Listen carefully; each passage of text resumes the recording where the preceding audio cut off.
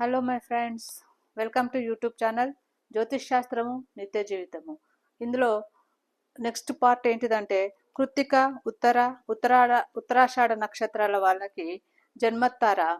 వాళ్ళు కృత్తిక ఉత్తరాషాఢ నక్షత్రంలో జన్మించినట్లయితే అది వాళ్ళకు జన్మతార. నెక్స్ట్ రెండవ తార ఏంటిదంటే రోహిణి హస్త శ్రవణం, ఇది వాళ్ళకి సంపత్తార. మూడోది మృగశిర చిత్త ధనిష్ట, మూడవ తార విపత్తార. నాలుగవది ఆరుద్ర స్వాతి శతభిషం, ఇది వాళ్ళకి మిత్రతార. తర్వాత ఇది వాళ్ళకి క్షేమతార. నెక్స్ట్ పునర్వసు విశాఖ పూర్వభద్ర ప్రత్యేక తార.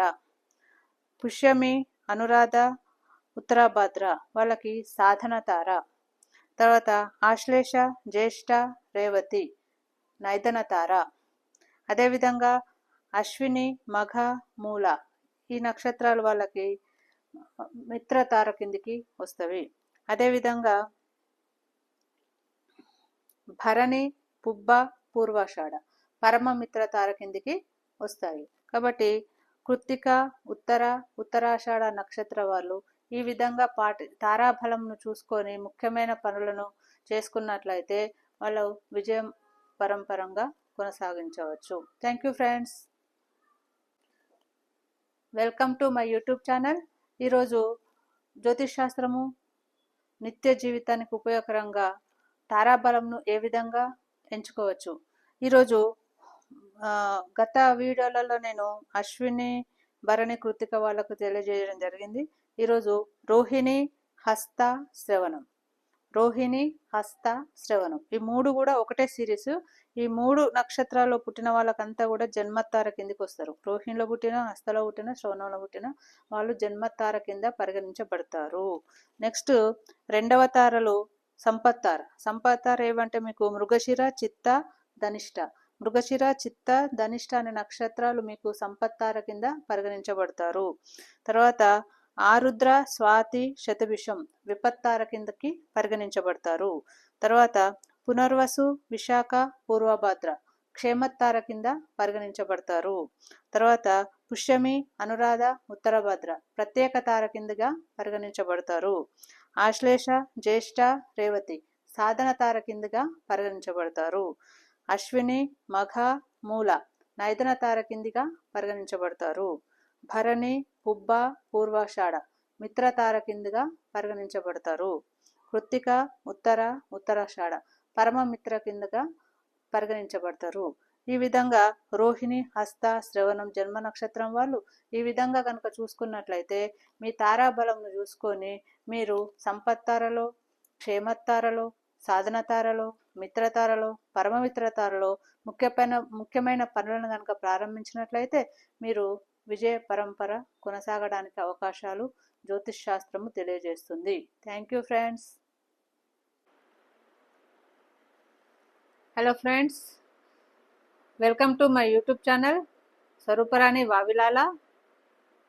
ఈరోజు టాపిక్ జ్యోతిష్ శాస్త్రము నిత్య జీవితములో ఎలా ఉపయోగించుకోవాలి అనే విషయం గురించి నేను వీడియోలు చేస్తున్నాను. మీరు ప్రతి వీడియోను కూడా తప్పనిసరిగా చూడండి. అన్ని వీడియోలు చూసినట్లయితేనే ఈ జ్యోతిష్ శాస్త్రము నిత్య జీవితంలో ఏ విధంగా ఉపయోగించుకోవచ్చు అనే విషయాన్ని మనము అర్థం చేసుకోగలుగుతాము. ఇది చాలా ఉపయోగకరంగా ఉంటుంది. తప్పకుండా చూడండి, మీ నిత్య జీవితంలో జ్యోతిష్ శాస్త్రాన్ని అన్వయించుకోండి, మంచి మార్పులను తెచ్చుకోండి. Thank you friends. ఈ వీడియోలు నచ్చినట్లయితే షేర్ చేయండి, లైక్ చేయండి, సబ్స్క్రైబ్ చేయండి, తప్పనిసరిగా బెల్ ప్రెస్ చేయండి. మరిన్ని వీడియోల కోసము నా యూట్యూబ్ ఛానల్ని ఫాలో కండి. వీడియోలోకి వెళ్దాము. నేను ఇంతకుముందే మీకు తెలియజేసినట్లయితే జ్యోతిష్ శాస్త్రము నిత్య జీవితంలో ఏ విధంగా ఉపయోగం అంటే ముఖ్యంగా నక్షత్రాలను తెలుసుకోవాలి. మనకు 27 నక్షత్రాలు ఉన్నవి. ప్రపంచంలో మానవులంతా కూడా ఈ 27 నక్షత్రంలోనే జన్మిస్తారు. ఈ 27 నక్షత్రాలు ఇంతకుముందు మీకు తెలియజేసినాను. అశ్విని టు రేవతి నక్షత్రాలు 27. వీటిని 3 కూటములుగా విభజించడం జరిగింది. అవి 1, 2, 1 అశ్విని మఘ మూల, వీటికి అధిపతి కేతువు. భరణి పుబ్బ పూర్వాషాఢ, వీటికి అధిపతి శుక్రుడు. కృత్తిక ఉత్తరాషాఢ, వీటికి అధిపతి సూర్యుడు. రోహిణి, హస్త, శ్రవణం వీటికి అధిపతి చంద్రుడు.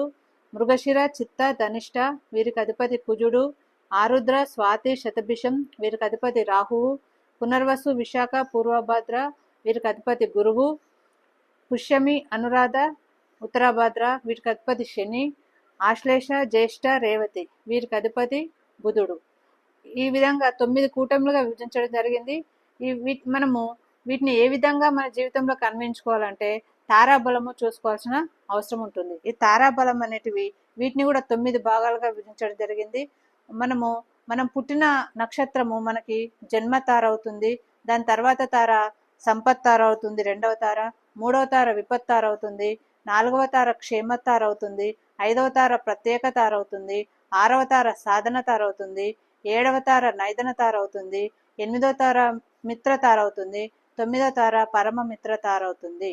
ఇందులో సంపత్తార, క్షేమతార, సాధన తార, మిత్రతార, పరమమిత్ర తార ఈ 5 తారలను కూడా అన్ని మంచి పనులకు మనము ఉపయోగించుకోవచ్చును. మిగతా తారలను సాధారణ పనులకు మాత్రమే ఉపయోగించుకోవాలను.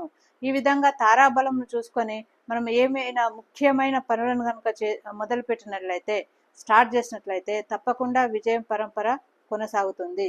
ఈరోజు మృగశిర 5వ కూటమి అయిన మృగశిర, చిత్త, ధనిష్ట ఈ కూటమికి ఏ విధంగా తారలను అన్వయించవచ్చిన విషయం గురించి నేను ఇప్పుడు మీకు తెలియజేస్తున్నాను. ముఖ్యంగా మృగశిర, చిత్త, ధనిష్ట ఈ మూడు నక్షత్రాల్లో పుట్టిన వాళ్ళకి జన్మతారల కిందగా పరిగణించబడుతుంది. 2వ తార సంపత్తారలు కావాలి అంటే ఆరుద్ర, స్వాతి, శతభిషం ఇవి సంపత్తారల కిందగా పరిగణించబడతవి.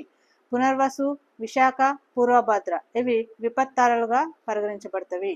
పుష్యమి, అనురాధ, ఉత్తరభద్ర ఇవి క్షేమతారల కిందగా పరిగణించబడతవి. ఆశ్లేష, జ్యేష్ఠ, రేవతి ఇవి ప్రత్యేక తారల కిందగా పరిగణించబడతవి. మూల, అశ్విని, మఘ, మూల ఇవి సాధన తార కిందగా పరిగణించబడతవి. భరణి, పుబ్బ, పూర్వాషాఢ ఇవి నైదన తార కిందగా పరిగణించబడతవి. కృత్తిక, ఉత్తరాషాఢ ఇవి మిత్రతార కిందగా పరిగణించబడతవి. రోహిణి, హస్త, శ్రవణం ఇవి పరమ మిత్రతార కిందగా పరిగణించబడతవి. మరి యాజ్ ఇట్ ఈజ్ గా మృగశిర, చిత్త, ధనిష్ట ఇవి జన్మతారలు. ఈ మృగశిర, చిత్త, ధనిష్ట నక్షత్రాలలో పుట్టిన వాళ్ళు ఈ విధంగా మీరు సంపత్తార ఎక్కడుంది, క్షేమతార ఎక్కడుంది, నైదనతార సాధన తార ఎక్కడుంది, తర్వాత మిత్రతార ఎక్కడుంది, పరమమిత్ర తార ఎక్కడుంది అని వెతుక్కొని ఆ రోజుల్లో కనుక మీరు ముఖ్యమైన కార్యక్రమాలను కనుక పెట్టుకున్నట్లయితే ఏ పని అయినా కూడా విజయం సాధించడానికి చాలా ఎక్కువ అవకాశాలు ఉంటాయని జ్యోతిష్ శాస్త్రం నమ్మిన వాళ్ళు చెప్తారు. మీరు కూడా జ్యోతిష్ శాస్త్రాన్ని పాటించండి, విజయ పరంపర కొనసాగించండి. Thank you friends. Hello friends, welcome to my YouTube channel జ్యోతిష్ శాస్త్రము నిత్య జీవితము. దీని గురించి అయితే వీడియోలు మీ ముందుకి వస్తున్నవి. ఈ వీడియోలు నచ్చినట్లయితే మీకు తప్పనిసరిగా లైక్ చేయండి, షేర్ చేయండి, సబ్స్క్రైబ్ చేయండి, మరియు మరిన్ని వీడియోల కోసము బెల్ ఐకాన్ను ప్రెస్ చేయండి. ఈ వీడియోలు మీకు నిత్య జీవితంలో ఏ విధంగా మీరు ఉపయోగించుకుంటుండ్రో కామెంట్ రూపంలో కూడా తెలియజేయండి. ముఖ్యంగా 27 నక్షత్రాలు, 9 కూటములు, 9 తారాబలము గురించి నేను వివరిస్తున్నాను. ప్రతిరోజు కూడా 3 నక్షత్రాల గురించి కొంత సమాచారాన్ని ఇస్తున్నాను. ఈరోజు మన కూటమి ఏంటిదంటే ఆరుద్ర, స్వాతి, శతభిషం. ఆరుద్ర, స్వాతి, శతభిషం నక్షత్రాల్లో పుట్టిన వాళ్ళకి ఆరుద్ర, స్వాతి, శతభిషం వీటికి రాహు అధిపతి. వీటికి ఇది జన్మతార కింద పరిగణించబడుతుంది. ఈ జన్మతారలో ముఖ్యమైన పనులు మనము చేయకూడదని చెప్పాము. తర్వాత నెక్స్ట్ పునర్వసు, విశాఖ, పూర్వభద్ర ఇది సంపత్తార కిందికి వస్తుంది. ఇది మీరు ఏ ముఖ్యమైన పనులు కూడా చేసుకోవచ్చును. తర్వాత 3వది పుష్యమి, అనురాధ, ఉత్తరాభద్ర ఇది విపత్తార కిందికి వస్తుంది కాబట్టి మీరు ముఖ్యమైన పనులు మానివేయడం మంచిది. తర్వాత ఆశ్లేష, జ్యేష్ఠ, రేవతి ఇవి క్షేమతార కిందికి వస్తాయి కాబట్టి మీరు ముఖ్యమైన పనులను కొనసాగించవచ్చును. తర్వాత అశ్విని, మఘ, మూల ఇవి ప్రత్యేక తారల కిందికి వస్తాయి కాబట్టి మీరు ముఖ్యమైన పనులను వాయిదా వేయవచ్చును. భరణి, పుబ్బ, పూర్వాషాఢ ఇవి సాధన తారలో ఉన్నాయి మీకు కాబట్టి ముఖ్యమైన పనులను మీరు ముందుకు కొనసాగించవచ్చును. తర్వాత కృత్తిక, ఉత్తర, ఉత్తరాషాఢ ఇవి నైదనతారలో ఉన్నాయి కాబట్టి ముఖ్యమైన పనులను వాయిదా వేయండి. తర్వాత రోహిణి, హస్త, శ్రవణం ఇవి మిత్రతారలో ఉన్నాయి కాబట్టి తప్పనిసరిగా ఈ తారాబలం మీకు చాలా పనికొస్తుంది, ముందుకెళ్ళండి. తర్వాత మృగశిర, చిత్త, ధనిష్ట పరమమిత్రతారలో ఉన్నాయి కాబట్టి ఇవి కూడా మీకు పనికి వచ్చే నక్షత్రాలు కాబట్టి ధైర్యంగా ముందుకెళ్ళండి.